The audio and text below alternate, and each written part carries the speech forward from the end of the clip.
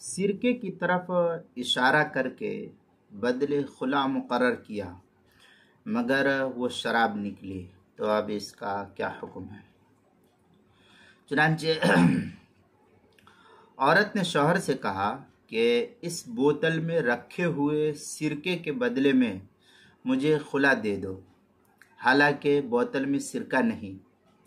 بلکہ شراب بھری ہوئی تھی۔ پھر شوہر نے اس کی پیشکش اس صورت میں قبول کر لی تو اب اس کی دو صورتیں فقہا نقل کرتے ہیں۔ پہلی صورت یہ کہ شوہر کو پہلے سے پتا تھا کہ اس بوتل میں شراب ہے تو اس کی قبول کرتے ہی مفت میں طلاق واقع ہو جائے گی عورت پر، اور عورت پر کوئی چیز اس کے بدلے واجب نہیں ہوگی۔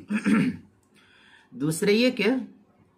اگر شوہر پہلے سے بوتل میں سرکے کے بجائے شراب ہونے کا شوہر کو